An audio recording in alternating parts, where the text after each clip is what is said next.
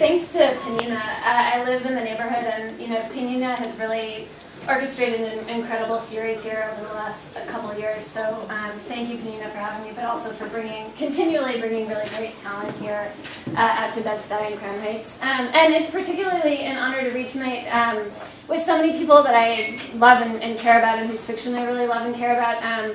Ben Marcus being one, someone that I studied with, and whose fiction I've always admired since I worked as a bookseller literally years ago when I was selling The Age of Wire and String and recommending it to people. So that's a big honor. And good friend Luke Goebel, whose amazing collection, I don't have a copy yet, but I've seen some of the stories, which is coming out from FC2, which won the new FC2 prize this year. I'm sure is absolutely phenomenal.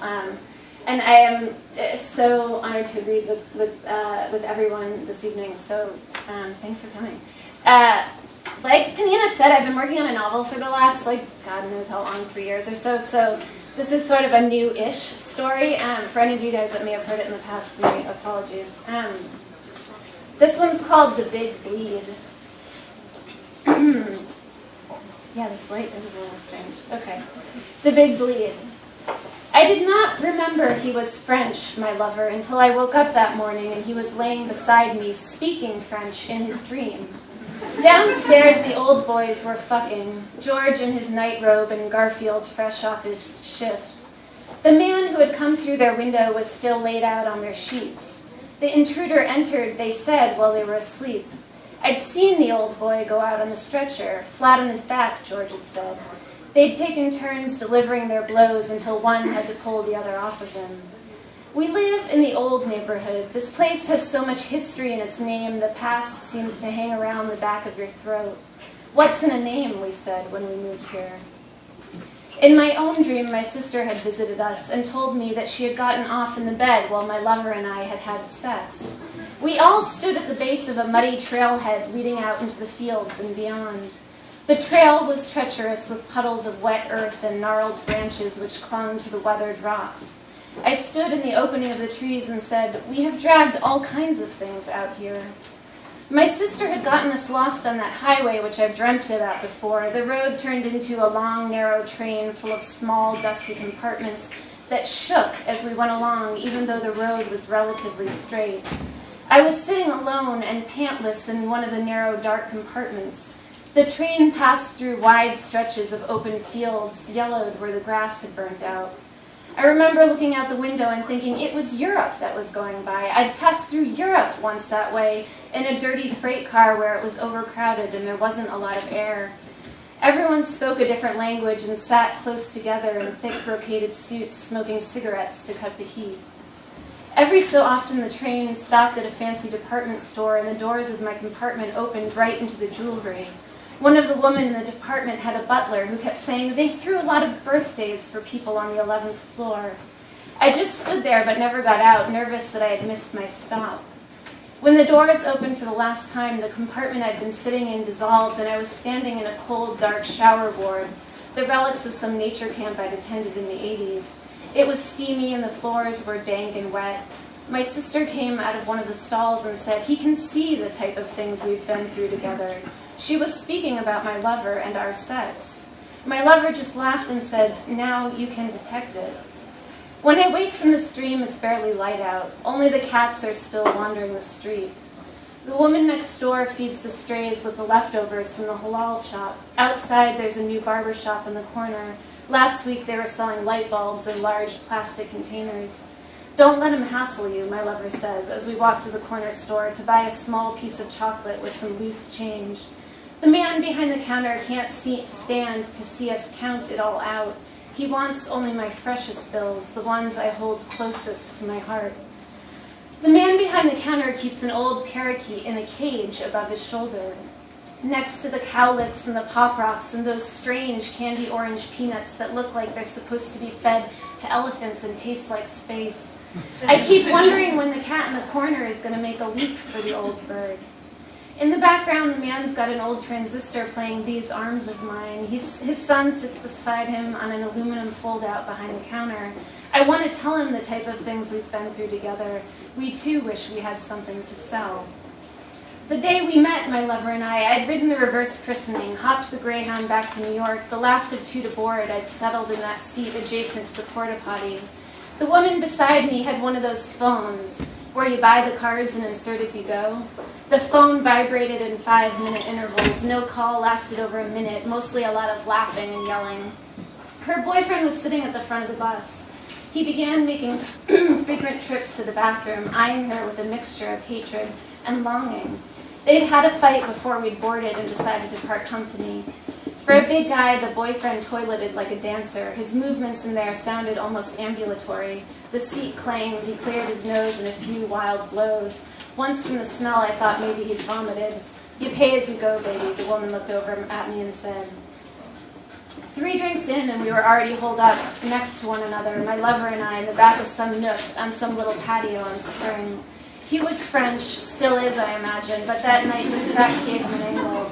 A photographer, he'd said. He had a fagginess about him, the way he clung and smoked and sat, which I immediately recognized and took a great liking to. I was a bit of a fag then myself. He wore a big, loose-wristed watch and a scent kind of girly-like, anise, tobacco, and vintage leather. We were hotter than hell for each other, talking about the Greyhound. Let's talk options, he said. It was either side saddle with the shitter or tandem next to the faux suit who would try to chat me up in between texts and his BlackBerry, I said. As I walked down the aisle toward him, I imagined him trying to read to me from it. Let's guess, he said. He's a buyer for a men's shoe factory, a small family-run business still holding its own in the Bowery, which he'd been brought in to revitalize due to his affection for vintage wingbacks and tie clips from rugby. Right, I said. Or a distributor for a small meatpacking joint run by his brothers from college, really a front for their dwindling coke habit, their last shot at marrying beautiful women and keeping in the company of C-list fame. Better yet, he's getting into it now. He works in the office of a construction company ordering lug nuts and wall tacks, a job he'd recently landed after turning down the inheritance of his father's dental business in Queens. Nah, I said, reaching into his pack for another smoke. Vintage cufflinks, heroin habit, scrap metal in Long Island. You win, he said. It turns out it was somebody's birthday. He'd come for the party. Whose, I asked. I don't know, he said, a friend of a friend. You go to a lot of those, I asked. What, he said. Birthdays for strangers, I said. Somehow we got onto the subject of superpowers, which ones we'd like to have, which ones we were afraid of, and why. There were the usual, invisibility, mind reading, time travel, plane crashes, he said. I'd like to be able to predict them. Why? I said. Fear of flying, he said, that and the desire to prove wrong the God principle. So who would you save? I asked. Old people, he said, and the good kind of criminals. Mind-fucking, I said. Why, he said. Voyeurism, I said. That and to prove positive the come principle. When people come, they show you their big bleed. Their big bleed, he said. Sure, I said, that part of themselves that they're most afraid of. If you can look that in the face and really live with it, you might have a shot together. So if you were to read my mind, he said. Airliner, I said. Right, he said. Best case scenario, I do you and see that losing control turns your insides all yellow. The week was barely out and he was already down at the clinic, making sure his junk wasn't thick with any brave killers. I was still at the stage where I believed in slaughter, my own mostly. The afternoon of our first fuck, he came back with a paper bound up diploma style on a thin red ribbon. No known killers, he said. I still have the paper in my sock drawer under J. The apartment we lived in was a renovated equipment closet, which the landlords had rented out due to the economy. It had a refrigerator, a toilet, and the type of sink you see on airplanes. Apparently, the last owner had managed to house a dog in there, too. When I first moved in, I could still make out the stains of the dog's paw prints on the thin white linoleum, a decent size, maybe a basset hound or a setter. Most nights we were reliant on the old bottle of olive oil and packages of salt and pepper, which I saved from my salads at lunch and kept in an old cardboard tea package in the cabinet above the airport sink for flavor. The couch we slept on was a second-hand futon. I had bought it off an art dealer the day I moved out of my ex's apartment with cash I'd taken out at the downstairs deli. The ad said pick up that day, and the address was around the corner. But when I got to the dealer's, I felt like I should at least lie down on the thing to test out the mattress. And doing felt awkward, what with the sky watching and all of his art on the walls. I didn't want some stranger to know how I slept, or that I touched myself to sleep most nights now that I slept alone. In avarice, I hadn't yet negotiated physically. I planned on negotiating on the price of the mattress. "It's a bit stained," I said, hovering over it. "True," he said, "nothing that won't come out in the wash." I sat down on the edge. It was firm. The cover was soft. "Try it out if you want," he said. I lay there in the middle of a long, narrow room off the kitchen of his fifth-floor brownstone and stared uncomfortably at the ceiling fan. The room smelled of mildew and pot. "You sleep on your back?" he said. "I don't know yet," I said. "What do you mean?" he said. "You don't know how you sleep?" "Not really," I said. "I'm still negotiating." "Well," he said, "try it on your side. I sleep on my side. I've always found it rather comforting." I rolled up. "Curl your knees over a bit," he said. "What does she do?" I asked my lover several nights later from my side of the futon. "Who?" he said. "Your wife," I said. "Whose wife?" he said. "Your wife," I said. "Oh," he said, "my wife. She sings." I went one night when I just couldn't stand wondering. He was at home reading up on the accident. There was a plane down that day in the Hudson. He was doing a shoot at the pier. "Shoot that," he said to me on the phone. "They survived," I kept saying. "That's not the point," he said.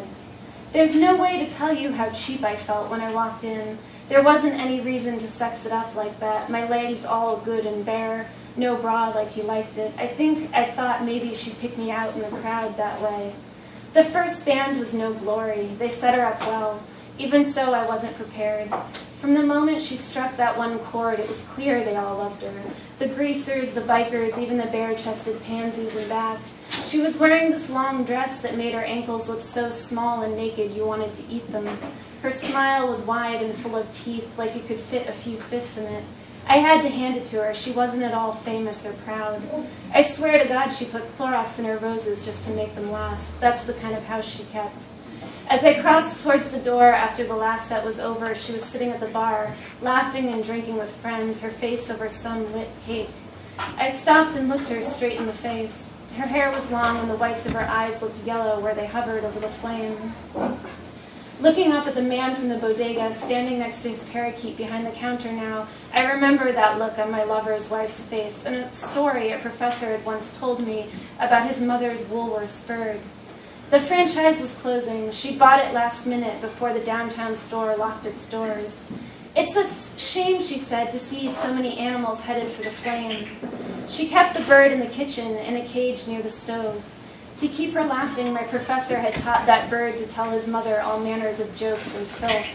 Later that week, he'd read an article in the paper. Woolworths had released all the unpurchased birds in a pack over the East River. Every time he listened to his mother's caged bird sing, he said he couldn't tell what it was his mother was trying to keep from expiring. For a while, his mother kept a map on the wall in back of the bird cage, an old insert she'd torn from the atlas and framed. One day, she said, she was going to teach that bird the states, each in their order, so that when he flew over them, he'd be able to call out their names. Thanks.